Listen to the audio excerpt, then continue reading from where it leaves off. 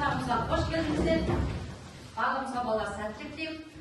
Сабағымызды бастамас бұрын балалар психологиялық ахуал қозу мақсатында біз мындай сұрақтарға балалар жауап берейік.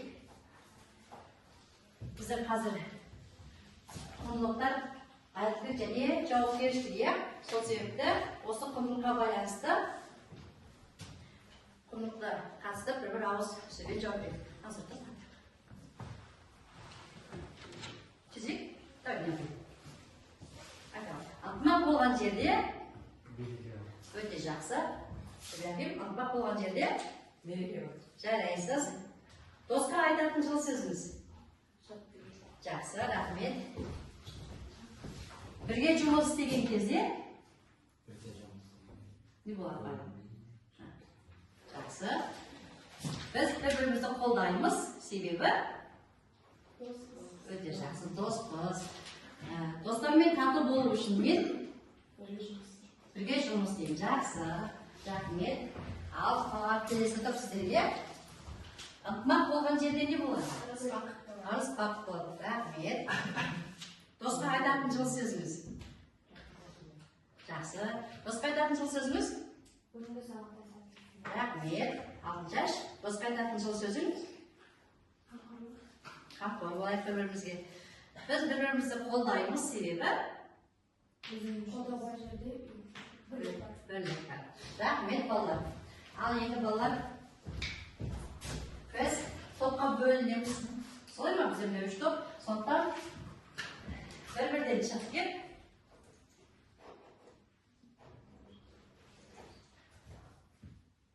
біздер роботты түртеміз, е балалар?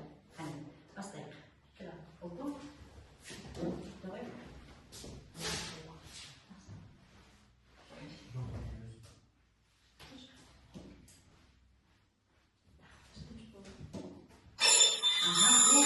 Жақсы, отыр. Келесіз балалар. Келесіз.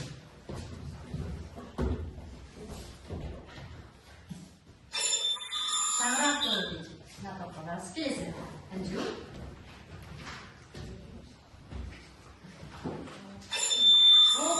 Жақсы, отыра беріңіз келесі.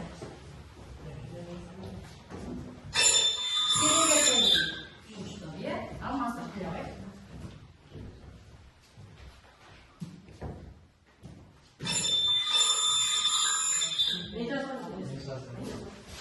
Жақсы. Сонда сізде кереге тобында болыңыз. Жақсы, ақ жол келе ғой. Тезірек қалар.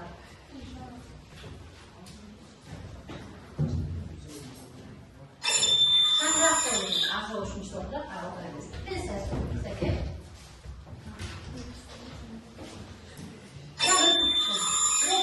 Жақсы, келесі болады. Тұрып ортан беріңіздер. Сұрақ өтіп. Қаңғақ тобында. Сол тобы, ағына тобы. Келесі. Қазір. Оқ тобында. Ода, екіншісін басып беріңіз. Келесі. Рәғіліп басыңызда болады. Шаңырақ тобында. Жақсы. Керегі тобында. Жақсы. Жарайсыздар балалар, міне осылай біз топқа бөліндік. Енді тезірек орталарыңыздан топ басшысын сайлай қойыңыздар. Ал ақ жол. Жақсы, келесі. Балалар, мына жерде мен ноутбуктарыңызда бағалау парағы бар. Әрбір ауызша тапсырмаға дұрыс жауап беретін болса, ұпай беріп отырасыздар. Сонда біз сол ұпайлармен бағалайтын боламыз. Топбасшы ұлту. Топбасшы Ләззат. Топбасшы Ақжол. Жақсы балалар, іске сәттілік. Сонымен балалар, бүгінгі сабағымыздың тақырыбы квадрат үшмүше. Квадрат үшмүшені көбейткіштерге тектеу. Бұл біздің екінші сабақ. Сондықтан біз бірімізді жалпылау мақсатында осы тақырыптарға жұмыс жасайтын боламыз. Тақырыпты қоя қойып, бұлар жаза қойып. Айдынды тақырып. Төртеу, төртеу.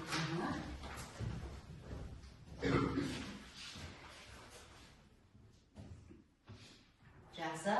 Балалар, бүгінгі сабағымыздың мақсаты квадрат үшмүшенің түбірлерін табу, квадрат үшмүшені көбейткіштерге тектеу. Бұл оқу мақсаты, сабағымыздың мақсаты квадрат үш мүшені көбейтішке жіктеу және әртүрлі тәсілдермен көбейткішке жіктеу амалдарын орындайтын боламыз. Енді сабағымыздың бағалау критерийлері болады. Қараңыздаршы. Квадрат үш мүшені әртүрлі тәсілдермен көбейткіштерге жіктей бөлу, квадрат теңдеулердің түбірлерін таба білу. Себебі жалпы квадрат үш мүшені көбейткішке жіктеу үшін не істеуші едік болармыз? Квадрат өте жақсы. Теңдеулер шешеміз, сол себепті. Енді балалар не қараңыздаршы, бір жасырмасы. Қайталау білім айнасы дейді, сондықтан балалар бізде алдарыңызда бірнеше түрлі көп мүшелер бар, иә? Бірінші, бұларды көбейтішке жіктеу тәсілдерін қайталап алайық.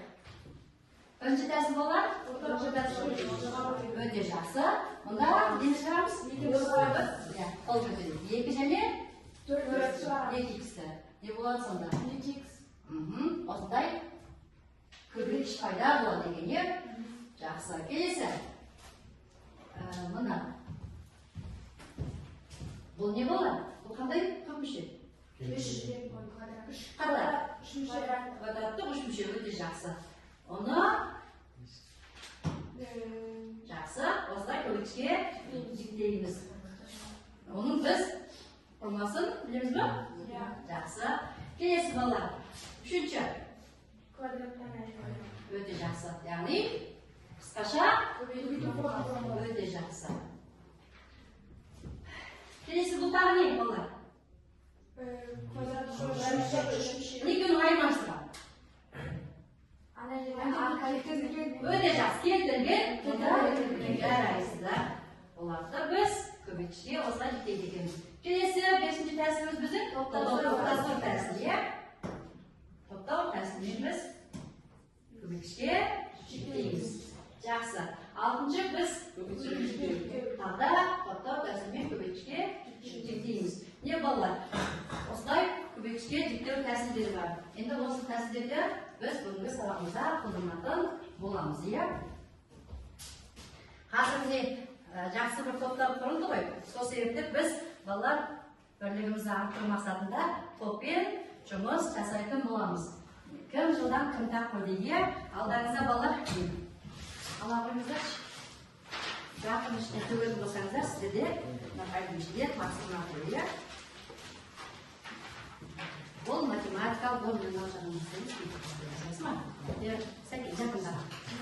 Пространстар. Ең басында балалар старт деген бар, е? Старт деген.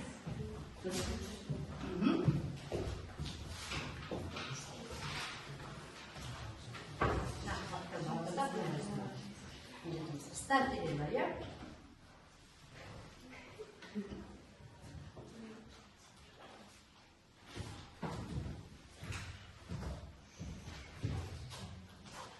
Математикалық доминар балалар. Әрбір келесі есептің жауабы келесі бөлігінде тұрады. Жақсы. Жоқ олар. Керісінше. Нелердің өздеген, тапсырмалар өздеген көбейіп. Келесі тапсырманы шығару керек, е? Жоқ, сүретін. Жақсы. Енді қараңыздаршы, мынаның жауабы не болады? Келесін жауабын табасыздар. Жақсы болды ма? Жақсы. Бірге жұмыс жасаймыз.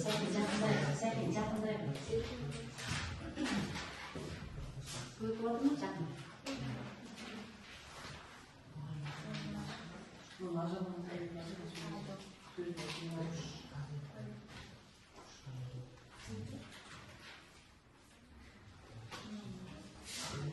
Содан жауаптарын салыстырыңыздар. Және де қараңыздар, е? Жауаптар сай отыр ма? Мынаның жауабы мынау болу керек қой. Қараңыздаршы.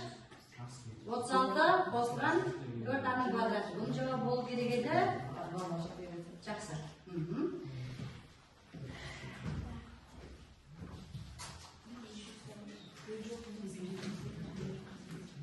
Қандай формула бар екен айтып жіберіңіз, жақсы ма? Қандай формуланы қолданып біз Oturganda aytатын боламыз. Бет-бетіне жақсы салып жатыр. Жақсы берді.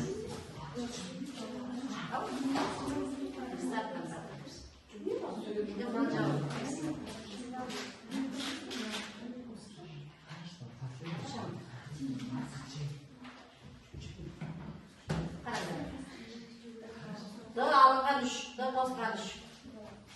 Иә, жақсы, келесі. Асы алынған бес, асы қосқан бес. Асы. Асы. Қарайғандар.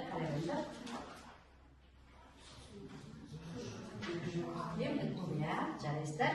Енді мынаның жауабын жерге.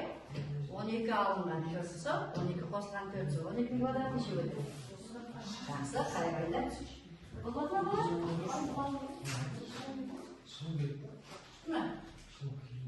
Шығып берді, иә? Қараңыздар, кеселе қойыңыздар. Көмек болады? Иә, қандай формула пайдаланылды?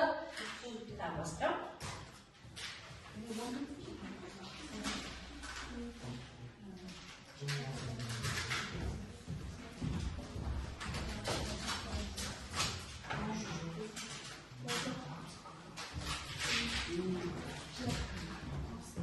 Масырасында жүз қапты. Масы жеті жүз қапты.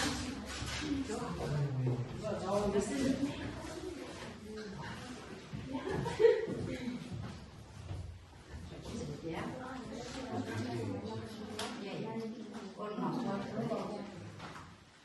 Мынаның жауабы асы. Дұрыс. Дұрыс. Вопрос он алды.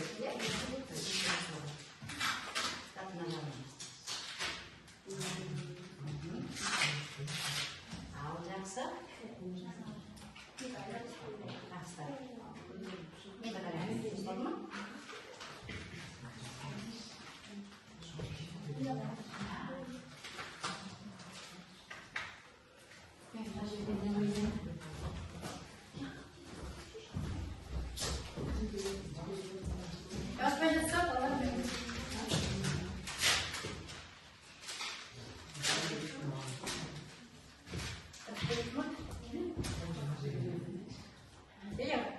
Қарай беріңіздер, келесі тапсырмасын.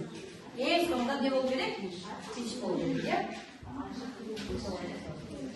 оқ толы болып, жақсы, сіздерге сөз бере берейік. Сіздер тыңдай отырып, орындай отырыңыздар, ал жақсы. Ақырын соңына көтерсеңіздер, бері қарай шығып, қандай тапсырма орындадыңыздар, не шықты, сосын сол тұрады. Біз тегеміз.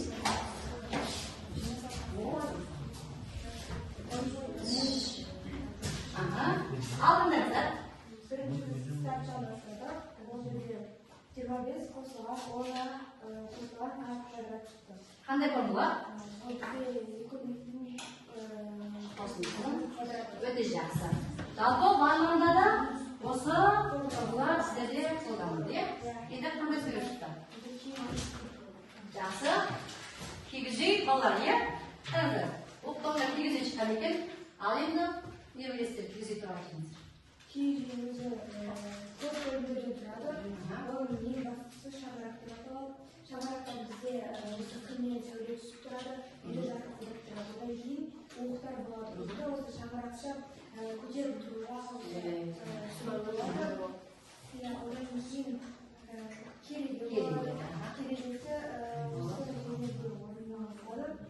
Және де осы жүйедегі біздің бұрынғы ата-бабаларымыз көшіп қонып жүрген кезде осы киіз үйді көмісті қойған балалардың және ол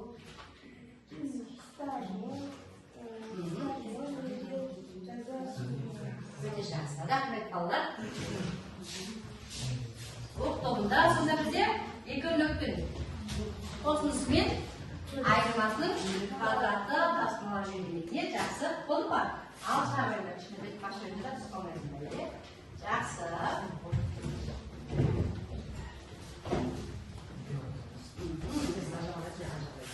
Бірінші қандай тасмалыңызды, қандай формулаға пайдаланыңыздар?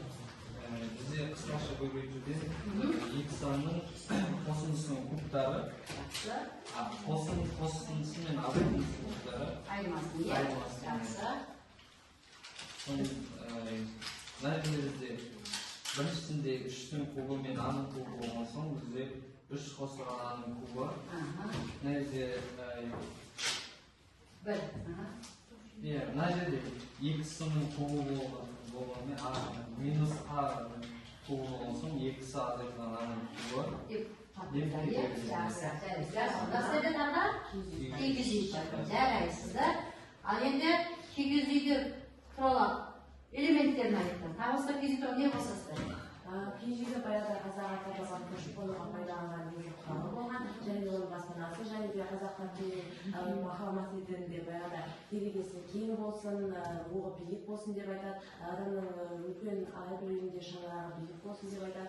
Киіз үйде баяғыда ата-бабаларымыз осындай құрыстырма жинаған құрал болғаннан кейін көшіп қонуға, қыста-қыстауға, жазда жайлауға көшіп қонуға пайдаланған қазақтардың ерекше бір қолөнері. Жақсы. Қандай элементтер? Берсін, кигіз үйде.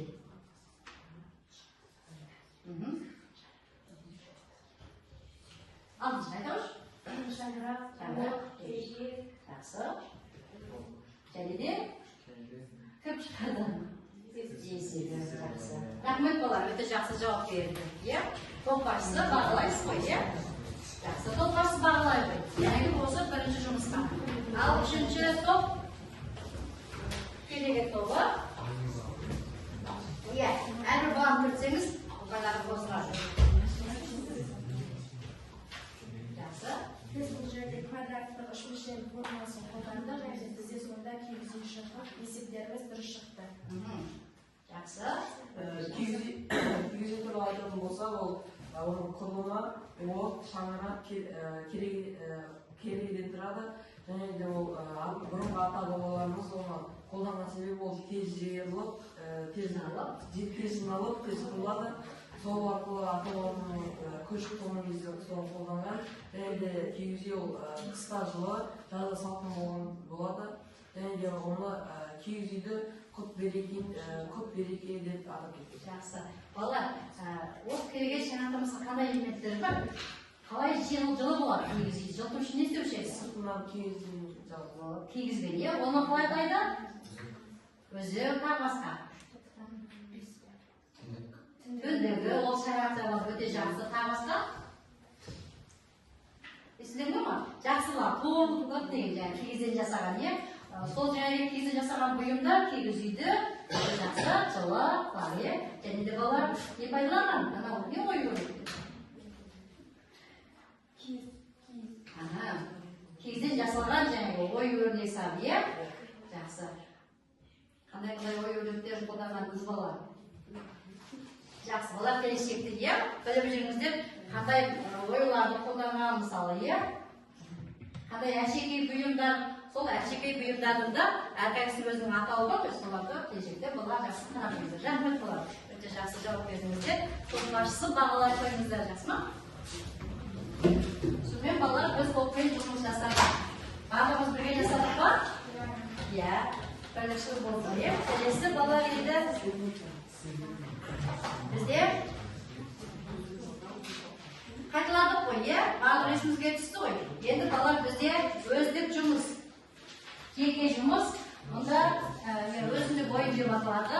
Балалар алдарында 3 теңгелік тапсырма берілген. 3 теңгелік тапсырманың мына алдыңызда QR-код тұр. Сол QR-кодпен кіріп, теңгелік тапсырмаларды орындасаңыздар болады. Аты теңгелік. Егер де балалар QR-кодтың ашылмаса, WhatsApp-қа теңгелік тапсырмалар жібердім. Алғашқы екеуі A-деңгейдің тапсырмасы, сосын алған ұпайларыңызды топ-басшысына ұсындырыңыздар, жақсы.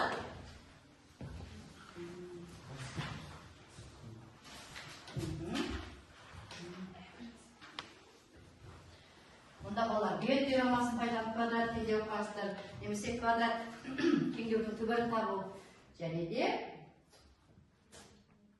квадрат теңдеуді шешу үшін алгоритмі А деңгейінде болу керек. Түсінді ма? Сұрақ бар ма? Тасман Орбай келесін басып отырасыздар, стрелканы.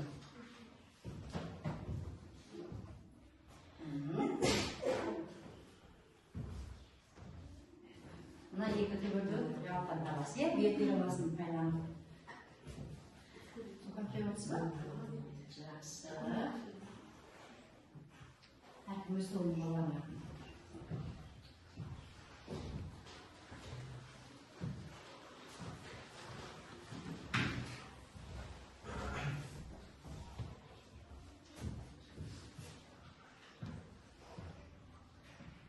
Және де балалар, А деңгейін тапсырмасына 3 ұпай, Б деңгейін тапсырмасына 4 ұпай, С деңгейін тапсырмаларына 6 ұпайдан беріледі. Топташы.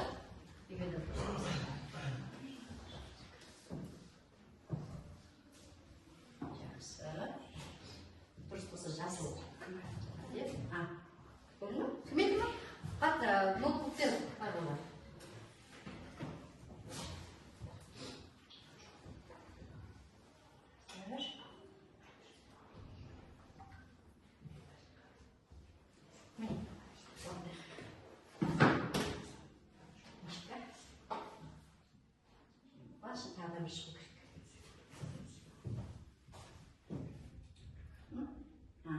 Оқиды бастар райондар.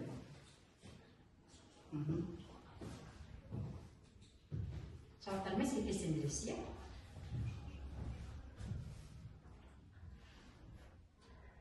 Бұл тапсырма Learning Apps платформасы бағдарламасы арқылы дайындалған тапсырма, сондықтан бұлар жауабы тапсырманың келу шарты.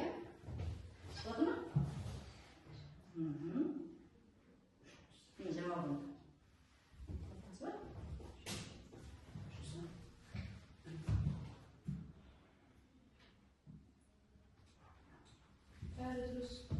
Жарайсыз. Қай деңгейде орындадыңыз? Б деңгейде. Егер де уақытыңыз болса, басқа болар болғанша. С деңгейін орындай беріңіз.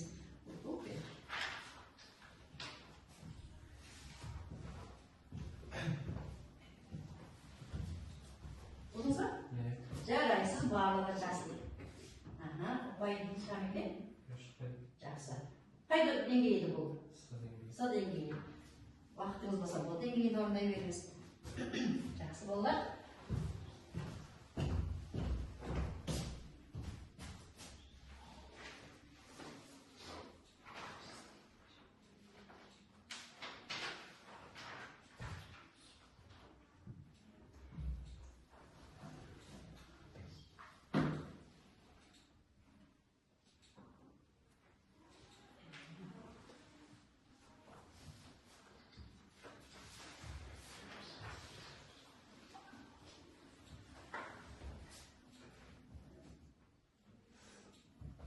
Қазір 4 минутқа аяқтайтын боламыз балалар.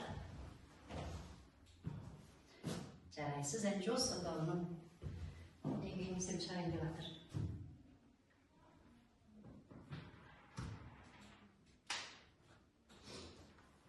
Аяқтадыңыз ба? Болды ма? Жарайсыз. Содан кейін тексерген кезде қанша қойылғанды басына айтарыңыз.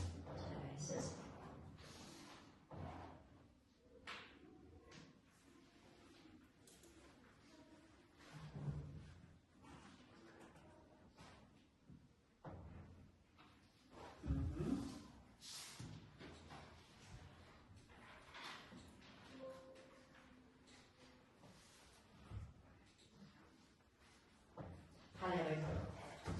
Бірінші біз квадрат үйір шешу үшін бірінші коэффициенттерін табу. Дұрыс таптыңыз. Коэффициенттерін тапқаннан кейін естуші едік. Екінші біз бір барма жоққа табу үшін дискриминант. Ал дискриминантта екі тапырау. Екіні асырған. Жақсы. Ал мен дискриминант тапқаннан кейін міне x1 таппақтың. Дұрыс. Сосын не табамыз? Иә, дұрыс. Содан кейін ол 5-ші степені болатындар. Дискриминант нөлден болса деген, ол керісінше 3-ші болып болатын, иә?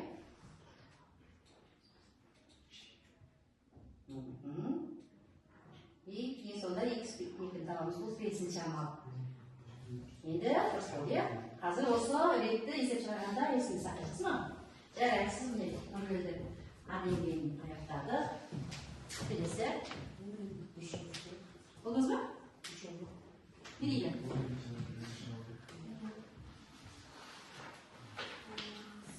Не емейді көрін? Бұдан кіші болса, түбір жоқ. Дұрыс, жақсы, келесіне. Ға тең болса, неше түбір бар? Иә? Неше түбір бар? Жақсы, жасап тезірек бір жарайсыз. Жауаптарды табасың ба? Жақсы, келесіне жүз отырасың, е? Жақсы, не дейді, сұрақ не? Дұрыс жауап таңдады, е? Нөлден кіші болса, түбір жоқ дейді. Рас па? Сосын? Тағы не дейді? Нөлға тең болса, екі түбір бар дейді. Дұрыс па? Нөлға тең болса. Екі түбір бар ма? Нөлға тең болса, берасың? Бір ғана түбір бар дейме, ол дұрыс емес. Келесін оқи ғой. Үшіншісін. Нөлден үлкен болса, түбір болмайды дейді. Ол да дұрыс емес. Төртіншісін оқи ғой. Нөлден үлкен болса, нөл үлкен ба? Онда дұрыс па? Мынау дұрыс еді. Дұрыс еді. Қасет, мынау дұрыс, иә? Бірақ жауап тұрып дейді. Жақсы, келесі. Жақсы, келесі орын беріп.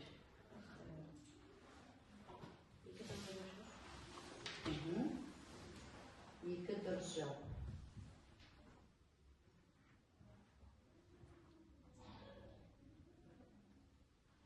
Саттыңыз сізде?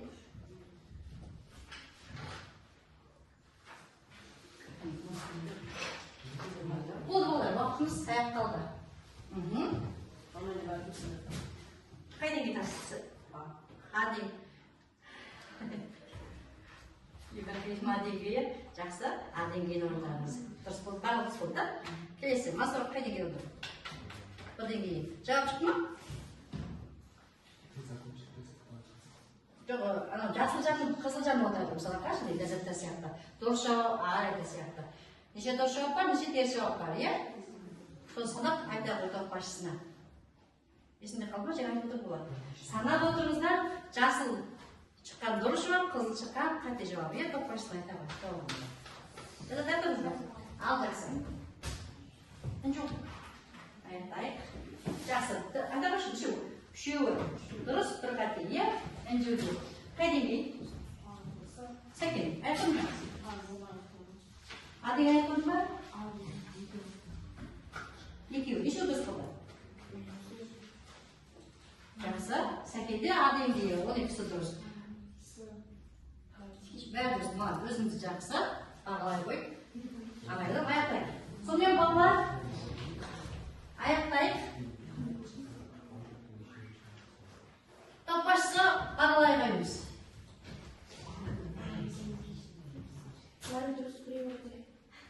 Жақсы, бір қате.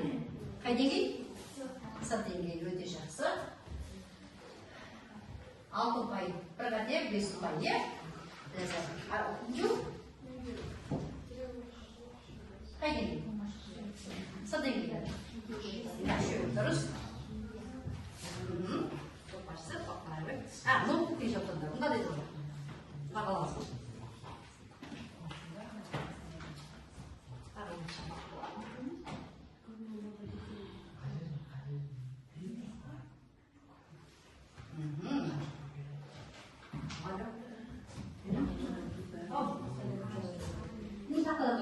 Енді аденге барлы дос болса 3 ұпай, оденге 4 ұпай алады. Соденге 6 ұпай деген. Екі болсыңыз, жарайсыз. Барлы дұрыс, е? Жарайсыз. Балалар біреу бала жылдам орындайды, бір бала жай орындайды. Екі деңгейде де орындап қойған бала бар, е? Сондықтан ол бала қайтеді. Екі деңгейдің де ұпайын алады, е? Жарайсыздар. келесі тапсырмамыз балалар бізде. Енді біз балалар келесі конкрет әдіс бойынша жүкпен жұмыс жасаймыз. Қазір сіздерге балалар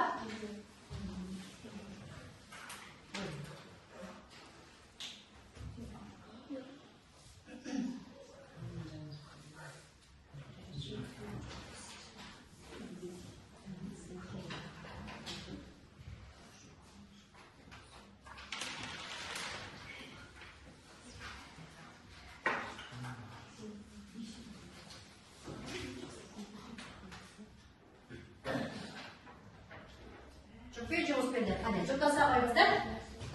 Жақындай қойыңыз жүге. Сіздерге жақсы, жақындан отырып, қарамаңыздар. Жүкпен жұмыс жасаймыз дейді, балалар. Бұл тапсырма балалар. Жақында отырып.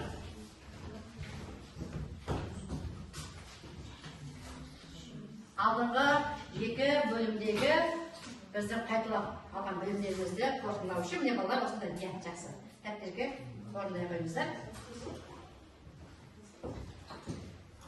Бұл конкретация сіздерге конвертке тапсырма берілді.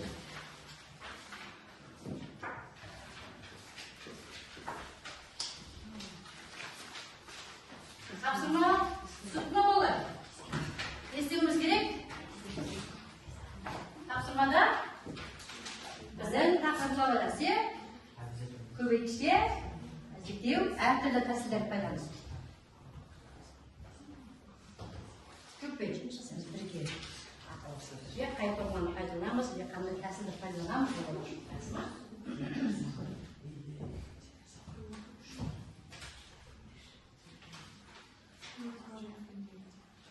Топтасынан ескерту, бұл тапсырмада балалар әртүрлі тәсілдерді пайдаланып көбейтішке жіктеу.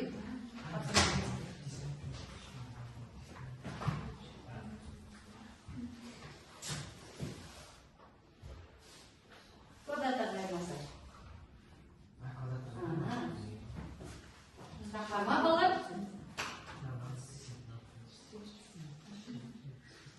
25, 16. Не айтамыз сізге? 25. Дұрыс.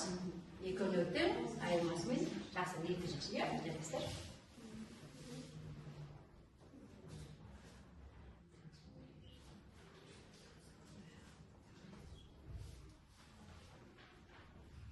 X алынған 5 и X қосылған. Сіздерде де болады. 16 екі бар. Сонда қандай екі жақша болады?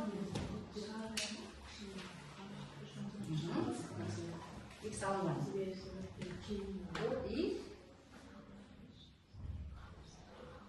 И екінші жақшада.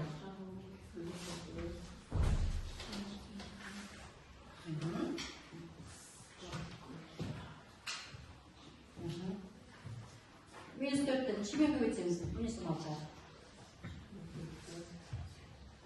Қандай тәппен? Онда плюс болып өтеді. Плюс. Екі жақша. Дұрыс. Дұрыстар дұрыс. Енді форма орнына қайырайық. Жарайсыз. Мынаны жаңағы квадрат мүшелі дискінен тұтап шайынге. Тауып күн жарайсыздар. Жақсы. Сәкен жазды ма? Жаза қой. Топ. Жүкпен жұмыс істегенде балалар. Екі оқушыда артынан орнына жүріп, мысалы, білмей жатқан жерде сәкенге айта қойып, қайтеріңе жасап еді болар.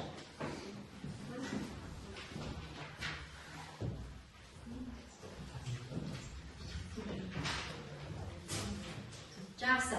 Балалар болып па? Қайнысына дейіз? Екінші аяқтайық қане. Бір минутте аяқтаймыз. Сосын топ басшысы. Иә. Не жауабы? Қайт сұрайды.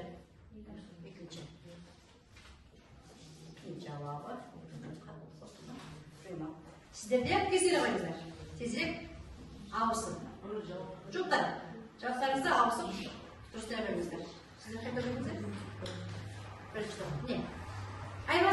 жұмыстарыңыз. Тексере қойыңыздар. Жұқтайыз.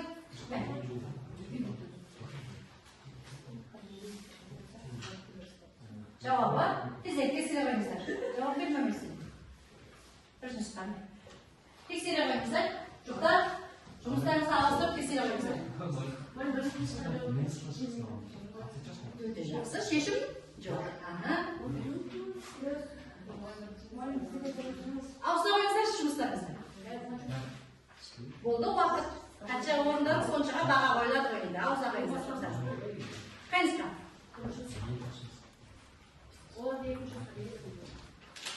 Дұрыс па? Тексере қой, тексере. Алтын жастық береді. Тексере қойыңыздар. Ал тоқпашы, сосын қаншасы дұрыс баға қойыңыз. Тоқпашы, тексере қойыңыздар баға қойыңыз. Бәрі дұрыс. Жақсы. Үш ұпай, е? Үш есепке үш ұпай, ха? Үш есе дұрыс үш ұпай, екі есе дұрыс болса. Кімде? Сізде ма? Әнжуде. Жақсы. Нешеуі дұрыс алып жүрсіз?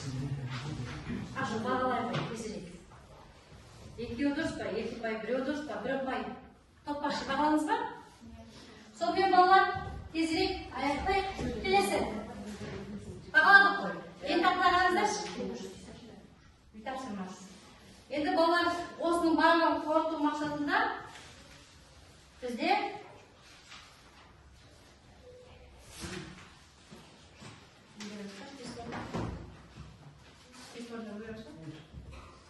физикне балалар, тест орындаймай. Кәзімді жауап етmiş.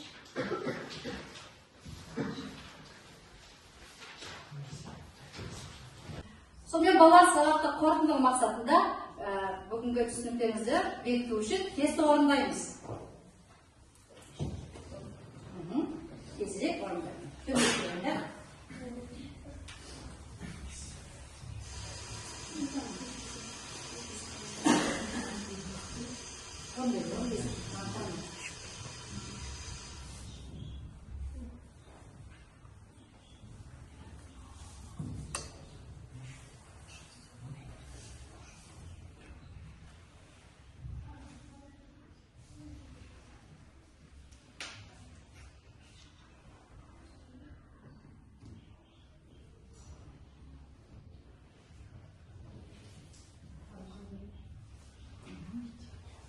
Болдық па балаларым? Қазір бір нүктемен айтыңыз, е? Қарақане жауабын жасалу ғой.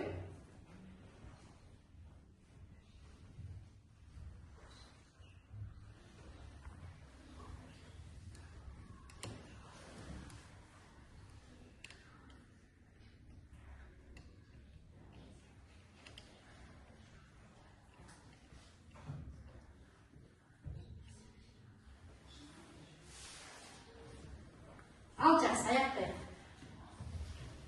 Орындаған жеріңізде тоқтаңыздар балалар. Болдық па? Қане, бір, екі, үш тоқтадық. Енді мен жауабын айтамын. Дос болса, балаш қойыңыз. Бір, сы. Жақсы. Жоқ, екі біріңізді тап. Екі, сы. Үш, ды. Төрт, сы. Бес, б. Айтадық па? Ал дұрыстарыңызда алған ұпайларыңызды тоқпашысын айта қойыңыздар. Тезірек тезірек.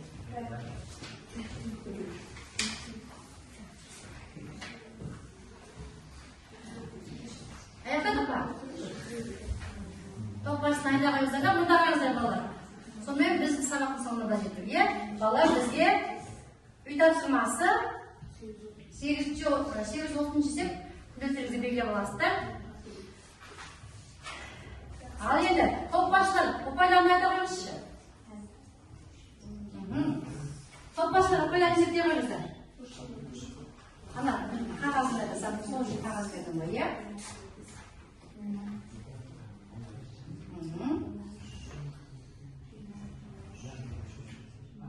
Болды па? Айта қой, қайта қой. Дайын айта қой. Қазір, айта қой.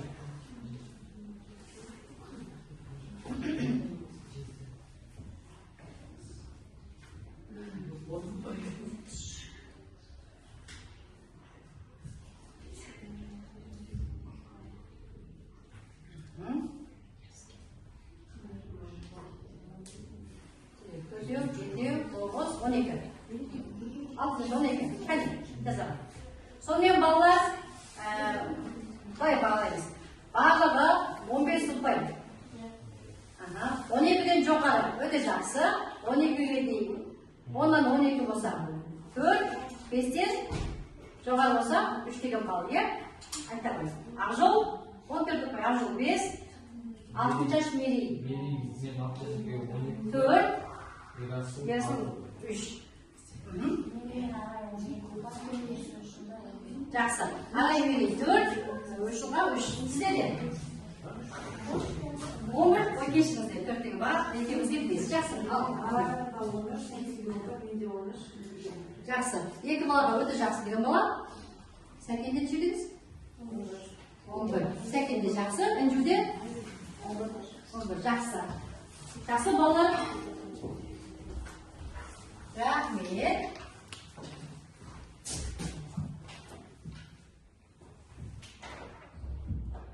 Осымен сабағымыздың соңына келдік. Сабаққа кері байланыс бере кетіңдер оқушылар. Жақсы. Сабағымыздың соңына келдік. Сабақ.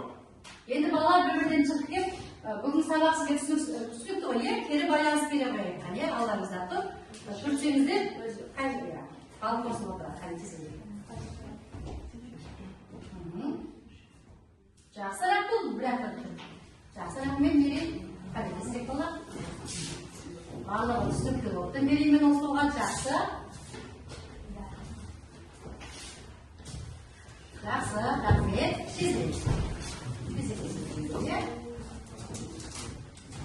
Сұрақ болды ма? Жарайсыз. Рахмет, Інжу. Сәкен сұрақ болды ма? Жақсы. Ибрахим сұрақ болды ма? Рахмет. Барлығыңызға түсінікті болды ма? Сұраққа бала жоқ па не? Ерасыл, сұрақ бар ма? Жақсы. Сонымен балалар барлығыңызға бүгінгі сабақ түсінікті болды. Сіздердің кері байланыстарыңыз бойынша барлығыңызға рахмет. Белсене қатысқандарыңыз үшін осымен сабағымыз аяқталды.